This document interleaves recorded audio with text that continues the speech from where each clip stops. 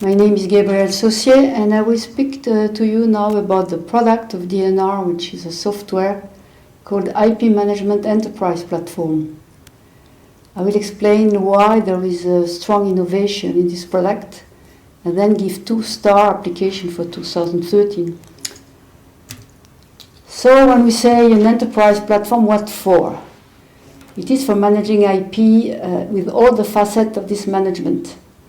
So at the top of this picture, you see the catalog architect. It is the guy who is supposed to maintain IP listing. It's simple, but not really simple. On the top right, you see internal IP manager. This is the person who has to manage the internal IP of his company. On the bottom right, you see an IP provider, which is managing his IP for sales. On the top left, IP consumer, the company that buy IP or use IP. And finally, on the top left, a fabless IC vendor. He has to use both internal and external IP to create his ASIC. You see this picture that there is a heart in the middle called IP repository. We all know that IP are a bundle of files. But around, you see something important, which is called XML views.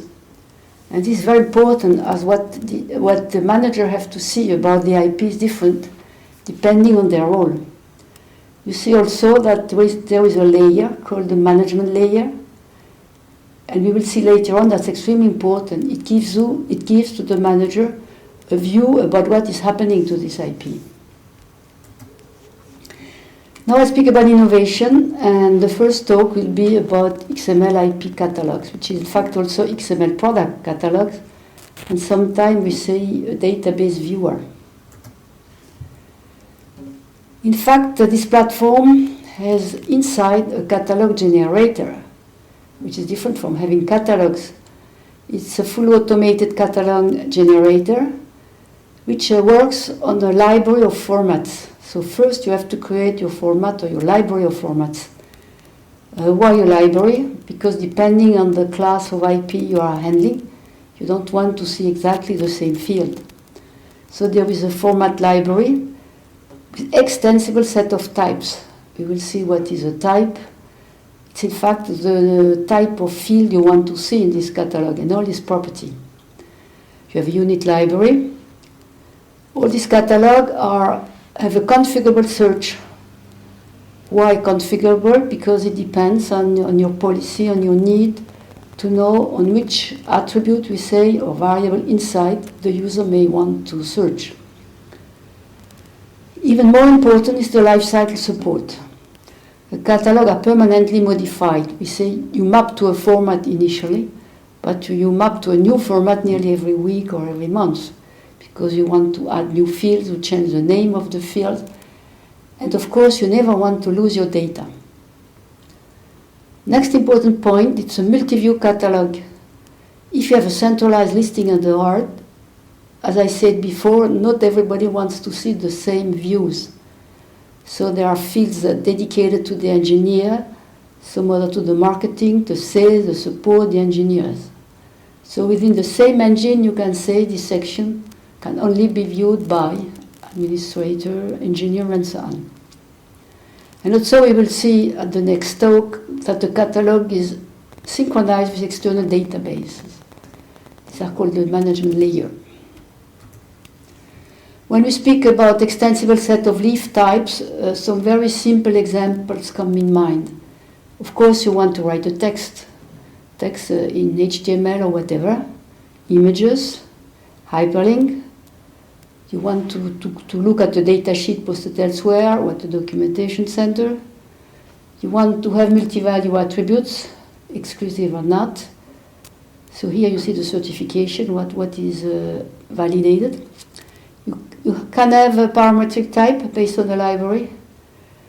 It means it has alignment of units.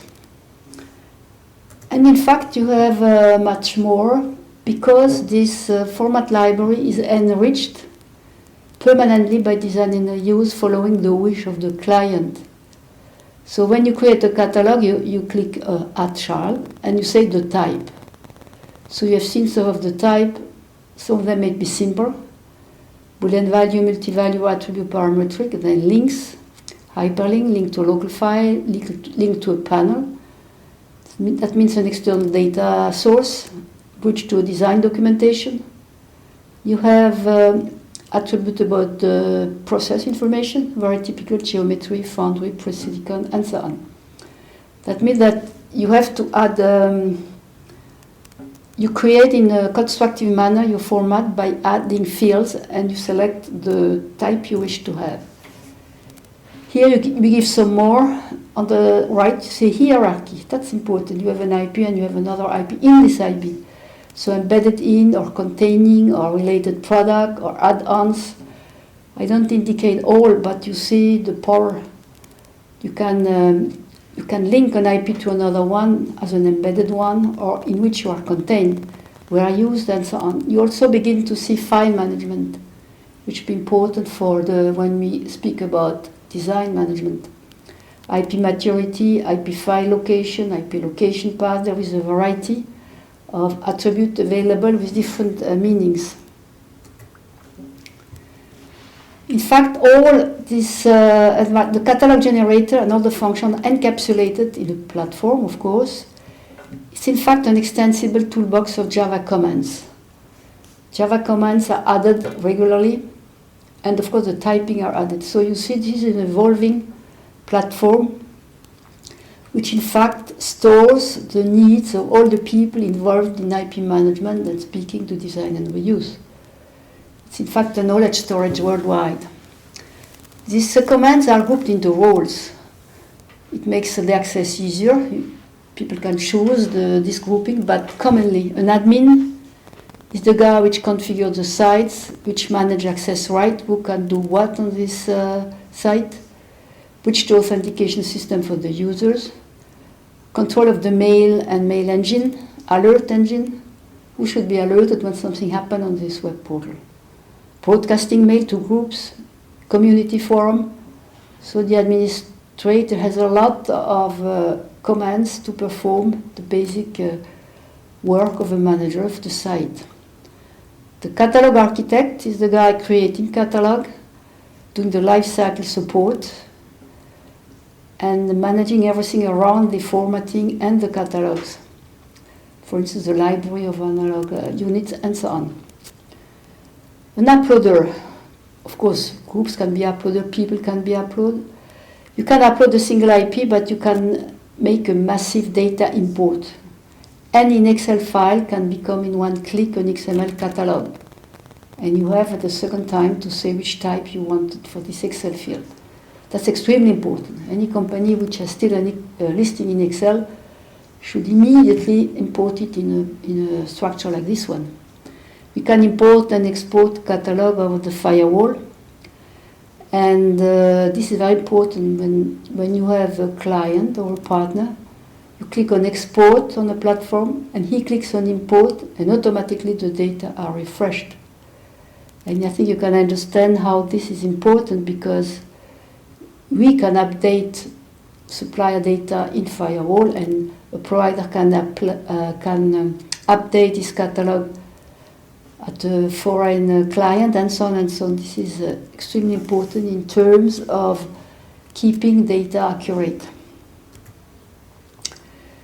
So now the next talk, it will not be this one, will introduce the second facet. It's important to have a strong IP catalog, but you cannot do a lot if around you have not what we call concurrent IP-centric management panel.